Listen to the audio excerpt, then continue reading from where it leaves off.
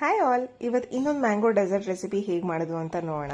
ಇದಂತೂ ತುಂಬ ಯಮ್ಮಿ ಆಗಿತ್ತು ಮತ್ತು ತುಂಬ ಕ್ರೀಮಿಯಾಗಿ ಕೂಡ ಆಯಿತು. ನೋಡ್ತಾ ಇರ್ಬೋದು ನೀವು ಎಷ್ಟು ಕ್ರೀಮಿ ಟೆಕ್ಸ್ಚರ್ ಇದೆ ಅಂತ ಹೇಳಿ.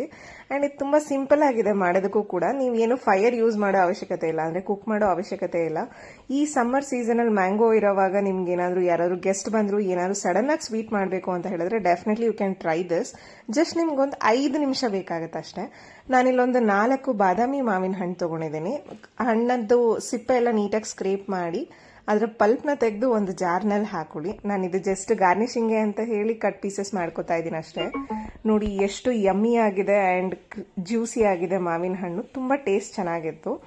ಈಗ ಏನು ಪಲ್ಪ್ ಹಾಕೊಂಡಿರ್ತೀರಲ್ಲ ಜಾರ್ಗೆ, ಅದೇ ಜಾರ್ಗೆ ಒಂದು 2 ಸ್ಪೂನಷ್ಟು ಕೋವಾ ಹಾಕೊಳ್ಳಿ.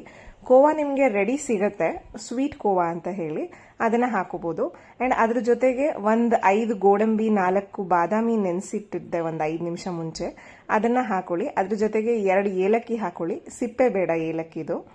ಇದ್ರ ಜೊತೆಗೆ ನೀವು ಸ್ವಲ್ಪ ನೀರು ಹಾಕೊಳ್ಳಿ, ಎಷ್ಟು ಕನ್ಸಿಸ್ಟೆನ್ಸಿ ಬೇಕಾಗುತ್ತೆ ನೀವು ರುಬ್ಬವಾಗ ನೋಡಿಕೊಂಡು ನೀರು ಎಷ್ಟು ಬೇಕಾಗುತ್ತೆ ಅಷ್ಟು ಹಾಕೊಳ್ಳಿ. ಅದನ್ನು ನೀವು ಒಂದು ಬಟ್ಲಿಗೆ ಟ್ರಾನ್ಸ್ಫರ್ ಮಾಡ್ಕೊಳ್ಳೋದು ಅಷ್ಟೇ.